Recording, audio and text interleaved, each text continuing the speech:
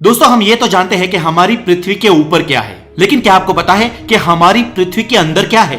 हमारी पृथ्वी के अंदर कहां तक मैटर है, कहां तक लिक्विड है, अर्थ के कोर भाग में क्या है, वो कितना गहरा है या कितना बड़ा है, और इन सबसे भी बड़ा सवाल कि हमें ये पता कैसे चला कि हमारी पृथ्वी के अंदर क्या है। दोस्तों अगर आप इन सभी सवालों के जवाब जानना चाहते हैं तो बने रहे इस वीडियो के साथ। मैं हूं हितेश गिरी गोसाई या फिर द नॉलेज के साथ, और ये वीडियो अपस्टॉक के द्वारा स्पॉन्सर की गई है। और आज हम ये जानेंगे कि जहां हम रहते हैं, जहां हम खड़े हैं, उस पृथ्वी की सतह के भीतर क्या है।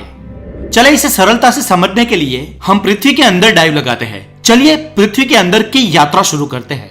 हम हमारी यात्रा वहां से शुरू करते हैं जहां पर हम रहते हैं।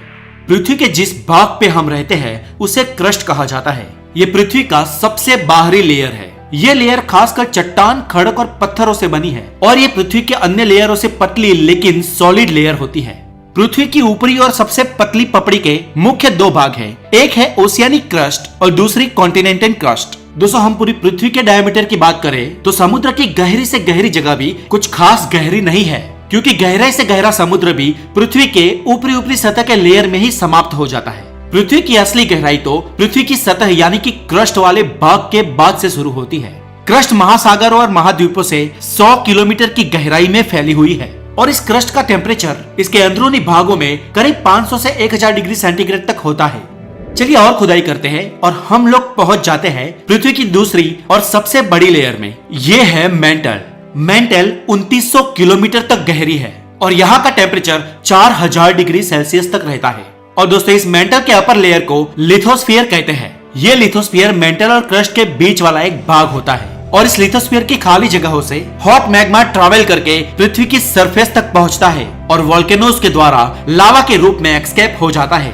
दोस्तों लिथोस्फीयर एक सेमी लिक्विड लेयर के ऊपर तैरती है जिसे एस्थेनोस्फीयर कहते हैं। ये एस्थेनोस्फीयर भी मेंटल का ही एक ऊपरी भाग है। ये एस्थेनोस्फीयर पूरी की पूरी एक प्लास्टिक जैसे मटेरियल से बनी होती है, और इसी के कारण कभी कभी ये सॉलिड लिथोस्फीयर अपने से कमजोर एस्थेनोस्फीयर के ऊपर मूव कर पाती है। चले दोस्तों हम और खुदाई करते हैं और हम पहुंच जाते हैं हमारी अर्थ के कोर भाग में। ये हमारी पृथ्वी का कोर भाग है, और पृथ्वी का ये कोर भी दो हिस्सों में बटा हुआ है, जिसके ऊपरी हिस्से को आउटर कोर और अंदरूनी हिस्से को इनर कोर कहा जाता है, या फिर ऊपरी हिस्से को लिक्विड कोर और अंदरूनी हिस्से को सॉलिड कोर भी कहते हैं। दोस्तों कोर के पहले हिस्से की बात करें तो यह हिस्सा हमें पृथ्वी के भीतर 5100 किलोमीटर की गहराई की खुदाई के बाद मिलेगा, और यह पूरा का पूरा हिस्सा आयरन से बना है। अब दोस्तों आप ये सोचोगे कि यह हिस्सा अगर आयरन से बना है तो इसे लिक्विड कोर क्यों कहते हैं? तो दोस्तों आपको बता दूं कि इस आउटर या लिक्विड कोर का टेम्परेचर 4500 डिग्री सेल्सियस रहता है, और आयरन 1500 डिग्री सेल्सियस पे पिघल जाता है, इसीलिए ये हिस्सा लिक्विड आयरन से बना है। और दोस्तों इस आउटर कोर के कारण ही पृथ्वी पर मैग्नेटिक फील्ड्स बनी है, जो हमें कंपास का आसानी से यूज करने में सक्षम बनाती है। दोस्तों यहाँ से और नीचे जाते ही हम पृथ्वी के बीचों बीच सेंटर में पहुंच जाते हैं, जिसे कहते हैं पृथ्वी की इनर कोर।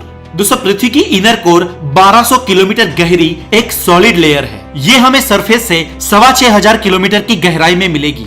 ये सॉलिड आयरन और निकल से मिलकर बनी होती है, और यहाँ का टेम्परेचर रहता है करीब 6000 डिग्री सेल्सियस। सूरज के सरफेस का टेम्परेचर भी लगभग इतना ही होता है। अब दोस्तों आप सोचोगे कि इतने गर्म टेम्परेचर के बीच भी ये लेयर सॉलिड फॉर्म में कैसे रह पाती है? तो इस पर वैज्ञानिकों का कहना है कि ये लेयर पृथ्वी के दूसरे सारे लेयर्स के प्रेशर के कारण सॉलिड फॉर्म में रहती है। दोस्तों अब आप सोचोगे कि पृथ्वी के अंदर तक तो कोई नहीं गया, तो पृथ्वी के अंदर इतना सब कुछ है, इतने किलोमीटर्स में है और इस फॉर्म में है, ये हमें कैसे पता चला?